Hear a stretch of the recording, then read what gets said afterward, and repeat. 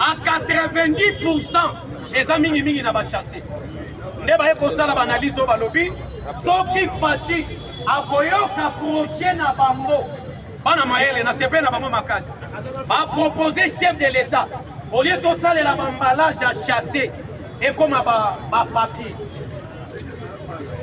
Selon bango balobi, l'Afrique à l'époque tozalaka bongo. Osombi nguba, au lieu batia na chasser, batia lo na papier. Biloko nyonso tosalelaka presque en papier.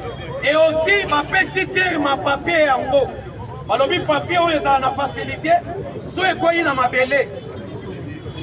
Soka ekoyi na mabele mbule beti, ekomi mabele. Donc salité kozala pena. Eza une très bonne idée, n'est-ce pas?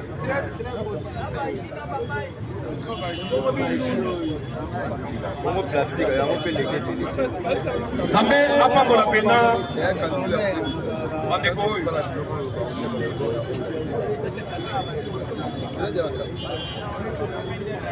Lobi na ville ya Beni, précisément dans Nord Kivu, bakei ko découvrir des corps sans vie. Précisément na cité Bushashi.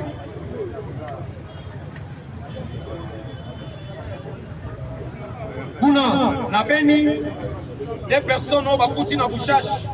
Précisément na commune à Moulenkera, na quartier Kassantoura. Quartier Kassantoura, les bourgmestres militaires. Oyo tobengi na kombo ya Monsieur Dieudonné Bouyanga, yemo kwazaki wana sur place. Bakuti de koro yo baligote yango, bakati bango ba machette. Na kati ya quartier oyo Kassantoura, na commune ya Moulenkera, na ville ya Beni, bipai wapi selon les enquêtes. Bakebele balobi batwana ezangi kozala ba ADFT. Loko ezangi kozala ba ADFT, nde bourgmestre tellement. C'est une province sous état de siège. Vous voyez, il y a un moment na bourgmestre militaire. Né à lobby, parce qu'on décrété 2 jours pour banda lobby na lelo, patrouille moko mix. Bakokota na banda nyonso ya ba quartier Kassantoura. On va couper na machette, c'est toi lui, à Kobenda, Bassor na il est persévif. Je pense que vous voyez une catastrophe qui est na Brazzaville. Ça sonne de soi lancé message qu'on n'a pas 18 à 25 ans. Pas que le recrutement est armé. Pas pas tout yamike. Pas qu'il y ait belé. Na bousculade. Bousculade. So peni les cas qui n'a compris qui peut nous bien et puis singana. Pas si.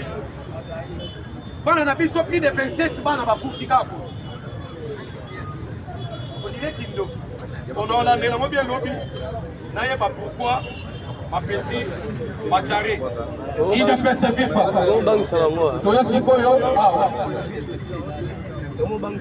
Ça va pas.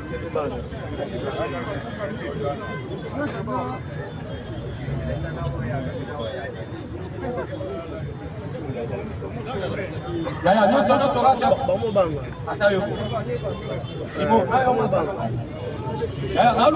5 000, moi transport.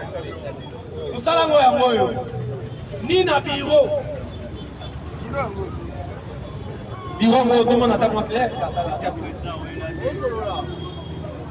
Est-ce que na lobby mabe?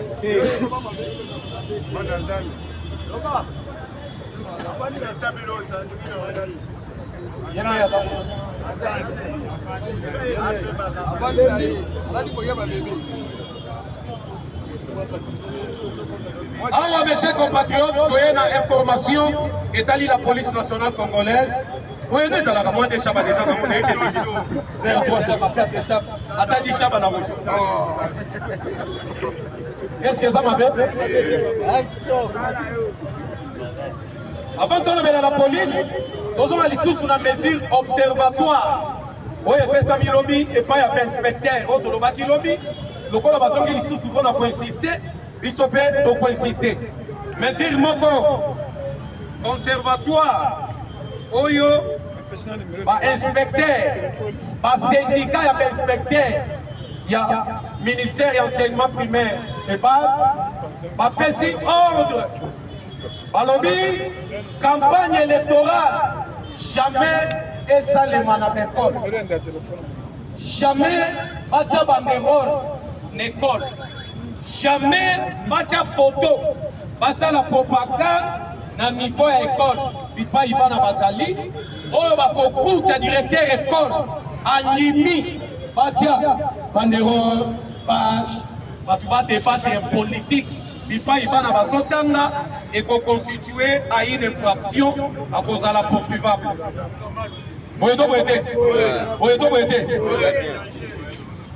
Observateur, il y a élection, il y a Union européenne. Banyalakata Oyo Baza dirigé et pas un chef d'équipe. Madame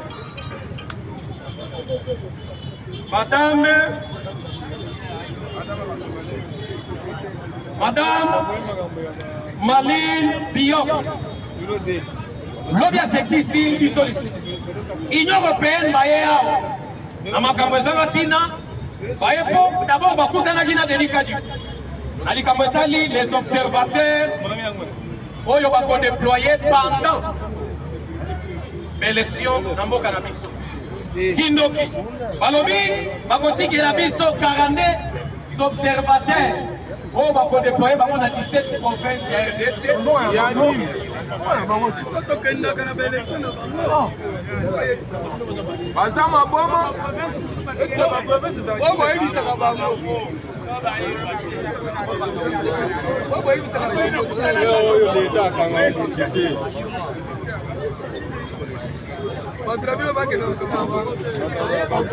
Bakotika, la mission d'observation, 42 personnes sur 17 provinces. Et puis, sur la faute, dans 7 h du matin, on déployer 100 observateurs sur toute l'étendue de la République démocratique. Comment dire que les Européens vont fatiguer? Il y aura ce qu'on communique dans la loi. Sur la faute, après 24 heures à faute, on va publier les résultats.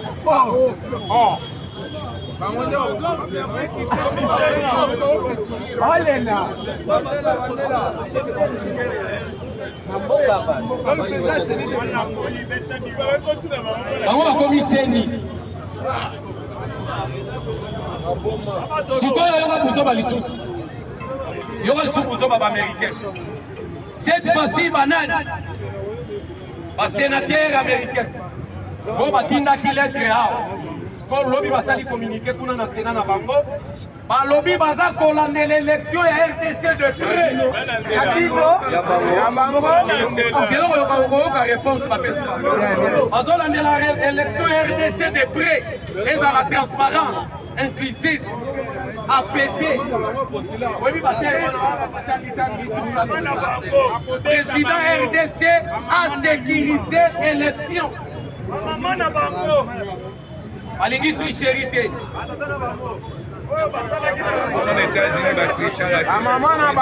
Yoka sikoyo. Yoka alam. Kingi Koulou. À répondre aux Américains à l'ONU.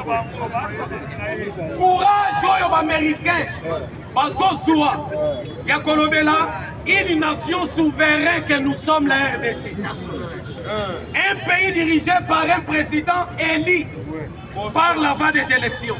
L'actuel président Félix Antoine Tshisekedi Tshilombo. Congolais. Avec toutes nos institutions et Vanda, nous avons des sénateurs congolais comme vous les sénateurs américains. Moi qui parle Ting, je suis un député national. Comme vous, les sénateurs américains. Courage pour le lobby. Il y a l'élection RDC. Faut même courage. Il y a aussi les crises. Et Zouami entre l'actuel président des États-Unis et son prédécesseur. Très bien.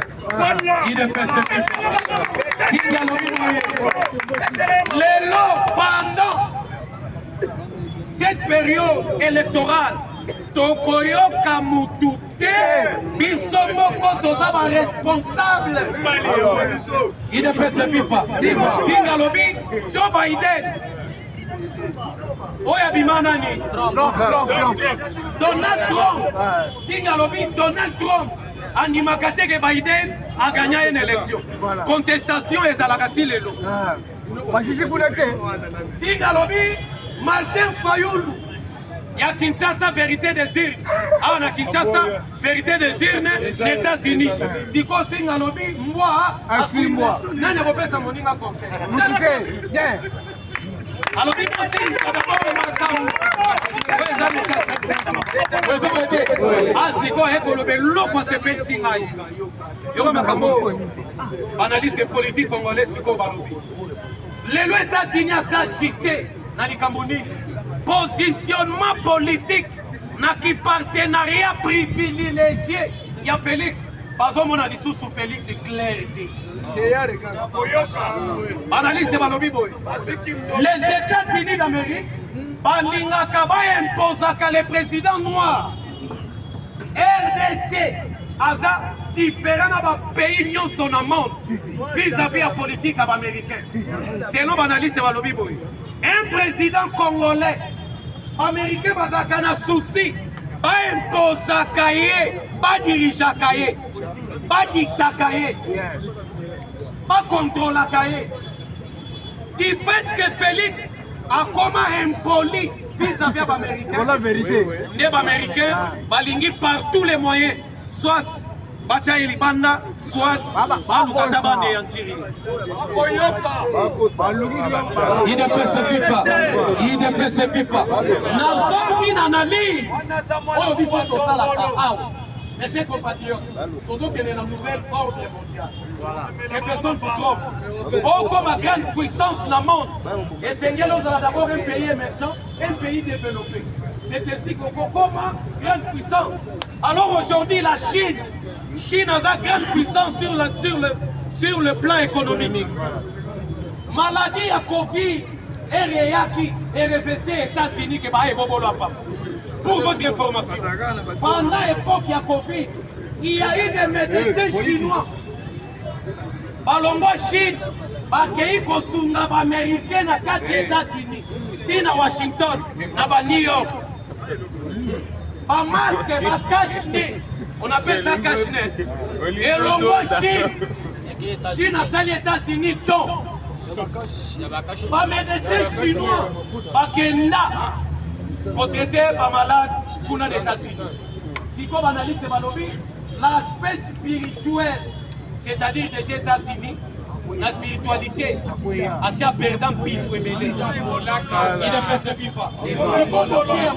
Chine, aligné comme une grande puissance à cause du monde. Azan Agnon, la minute. Alors, il a vu son Chine, les lots. Patron, tout est la tôle au est de la République. On nous a dit qu'on avait acheté ça, acheté. Mais c'était un cadeau. Cadeau, au Félix. Entre Félix et le président chinois. Par rapport à quoi? Mais c'est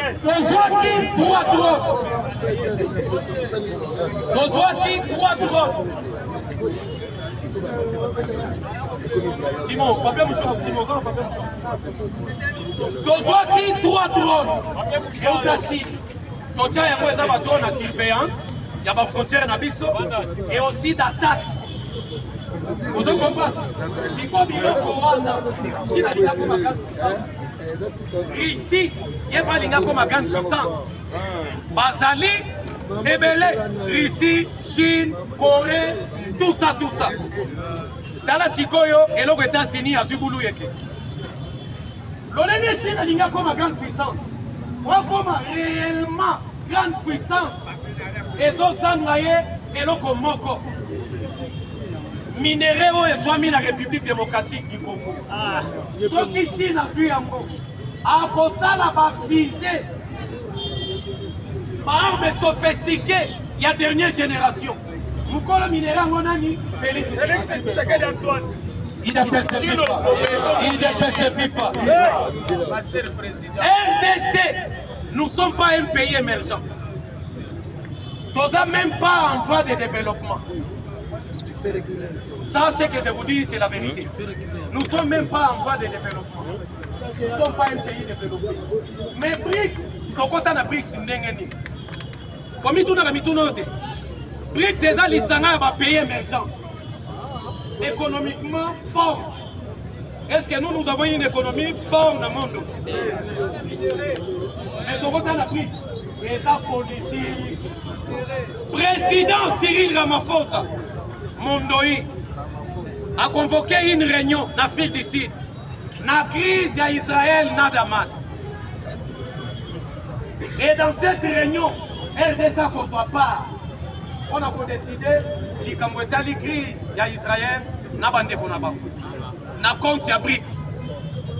Chine ne soit pas la Russie et la RDC. Comment on dit que la RDC est comme une grande puissance sur Félix Antoine? Oui, monsieur compatriote. Si vous avez la carte de diplomatie en pratique, il y a beaucoup de locaux. Sauf qui Félix Abimakate. Donc, on a un BRICS. Sauf qui Félix Abimakate. Donc, on a un G20. Dans la Makamoto Sali na G20. Si on a tel sous na G20. Kuna na Berlin, en Allemagne, Samaloukonde a qui participer na 4e sommet. 4e sommet, il y a G20. Il faut y sur l'investissement. Mais thème na bango ezalaki, thème principal ezalaki impact route Africa. Balobeli sur makambo etali ba commerce, échange, comment on cause à l'ensemble. C'est ainsi ça m'a fait qui bango. Ce qui tolingi Afrique est développé, dans le monde développé. Et Sengeli RDC a développé les premiers. C'est ainsi qu'a commémoré toute l'Afrique. Il ne peut se vivre pas. Il ne peut se vivre pas.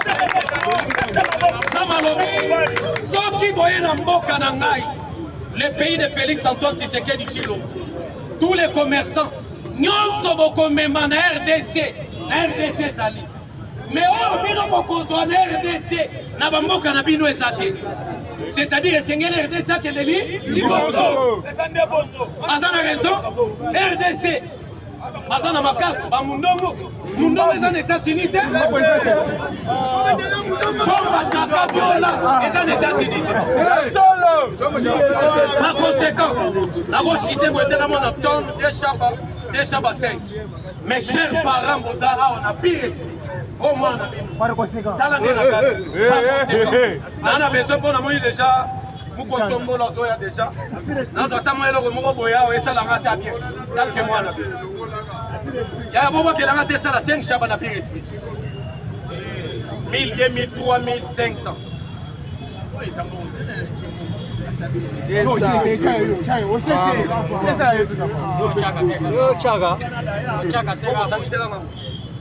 Ça comme 4000.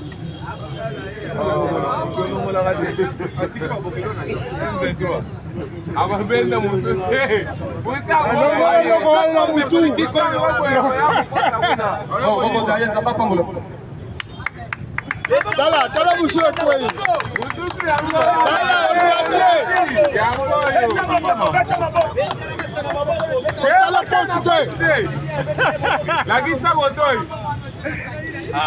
Logo l'appelle logo wala yope. Pardon papa.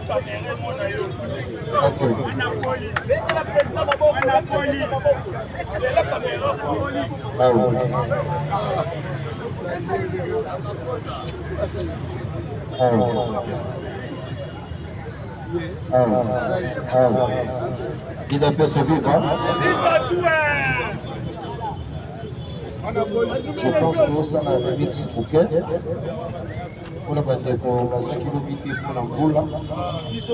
Et le Bagdadino attend pour la Essili. Ils sont parlement et au Kotakata. Ce qui est pour les Essili 17h au Kota 18h. Ce qui est pour les Essili 18h, on a parlement et aux Amatés. Et dès que ça a été toute la journée, on va dire qu'on parle de ce parlement. Les gens principes dans le sud. À Kambo les petits, ici les 16h, c'est quand on a 17h par les maisons. Batoto Katanga, je vous salue. Je sais que il y en a qui ont obtenu les diplômes ya kuchambula chambulana. Mais ce n'est pas ça le plus important. Je suis serviteur de Dieu, peu importe les insultes qui peuvent découler de ce que les gens peuvent dire. Mais je dois attirer notre attention par rapport à une diversion. Une diversion qui n'est pas vraiment le problème par rapport aux Kasaïens, comme on veut le faire croire. Mais en fait, la menace est contre le Katanga, contre les Katangais, par rapport à un agenda lointain qui ne provient pas de Kasaïens. Les Kasaïens sont vos frères. Tous les Congolais sont frères.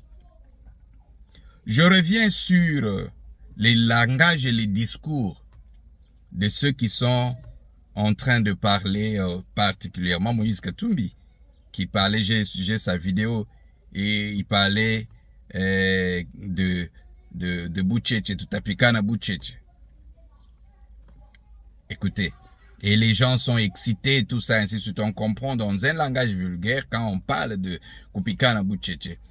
On comprend ce que ça veut dire, donc on est là pour, on va réagir, tout ça. Mais c'est que je m'aimerais attirer notre attention. Notre attention, c'est d'abord dans cette petite histoire.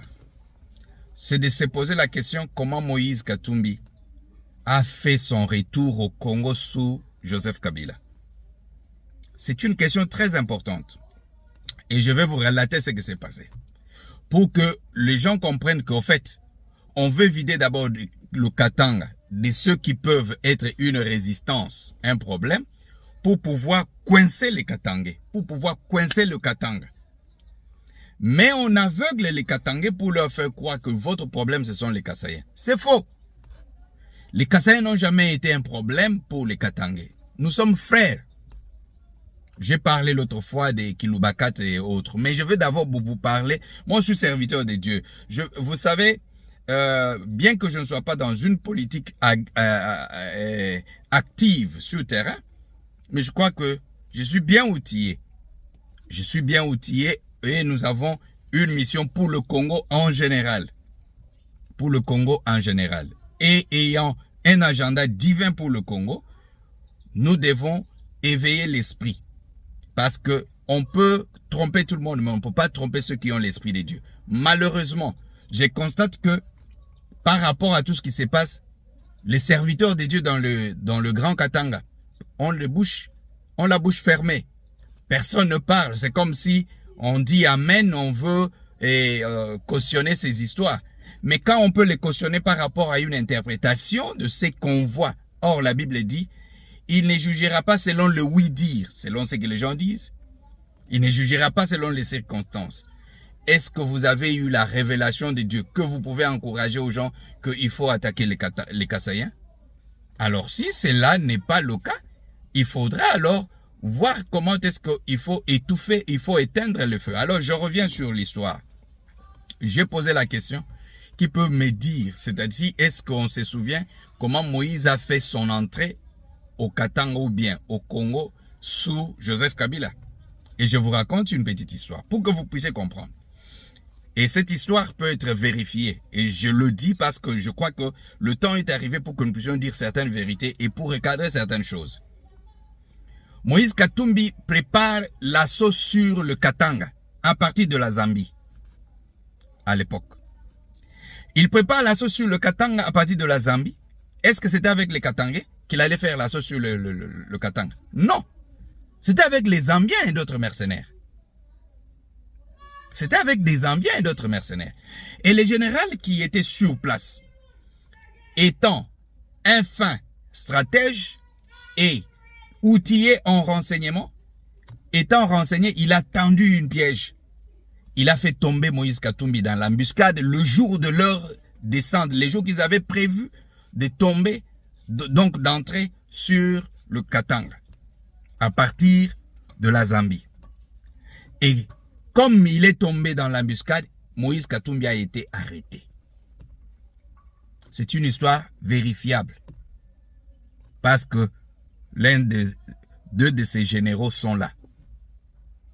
On arrête Moïse Katumbi, qui voulait donc faire l'assaut sur le Katanga à partir de la Zambie. Alors, la question avant que je continue cette histoire, si en ce moment-là, Moïse Katumbi avait réussi à prendre possession du Katanga, qui allait diriger le Katanga? Qui allait diriger le Katanga? C'est des questions qu'il faut se poser. Alors, on arrête Moïse Katumbi. On affrète un avion spécial qui amène Moïse Katumbi à Kinshasa. Moïse Katumbi était habillé en culotte. Il portait une culotte. Mais quand Moïse Katumbi vient à Kinshasa, quelques jours après, une semaine, on le fait rencontrer avec Joseph Kabila. Voilà pourquoi à un moment donné, quand je parle des choses de Joseph Kabila, je ne veux pas, ce n'est pas de Joseph Kabila, mais écoutez le rôle que a joué Joseph Kabila dans l'affaire de Moïse Katumbi ici. Une semaine après, Joseph Kabila fait la descente sur le Katanga. Et dans l'avion de Joseph Kabila, il y a Moïse Katumbi qui descend avec Joseph Kabila. Voilà quelqu'un qui a été arrêté et qui voulait faire donc l'assaut sur le Katanga, mais on l'arrête, on l'amène à Kinshasa, et après il y a eu le deal, on amène Moïse à Lubumbashi. Quand on amène Moïse à Lubumbashi, Moïse à la descente de l'avion, ces généraux qui l'avaient arrêté, il leur a dit, vous êtes des bons éléments, mais vous n'avez plus long séjour ici au Katanga. Quelque temps après, on enlève ces généraux, on les fait partir de Katanga. Après, il y a eu des manœuvres pour les éliminer, mais quand Dieu n'a pas encore décidé, ils ne peuvent pas être éliminés. Alors, j'aimerais que les gens puissent réfléchir. Le complot contre le Grand Katanga n'est pas d'aujourd'hui, ne peut pas provenir des Kassaïens. Les Kassaïens n'ont pas le projet, mais plutôt contre ceux qui, c'est-à-dire plutôt le projet, le plan de déstabilisation pour conquérir et dominer le Katanga vient de la part de ceux qui se sont infiltrés comme les enfants du Katanga, mais qui ont le plan donc de vendre tous les intérêts du Katanga. En l'occurrence, les gens comme les Moïse, parce que Moïse réponde d'abord. Quand il avait été arrêté lorsqu'il avait voulu faire l'assaut, parce que, alors ce que je dis ici, j'ai déjà atteint un autre niveau. Alors comprenez, si je commence à sortir des secrets pareils, ça veut dire, je suis en train de tirer des sonnettes d'alarme. Ça veut dire que j'ai dit la fois passée que je ne suis pas avalable. Je ne suis pas de la race des corruptibles. Je travaille pour ce pays dans le secret depuis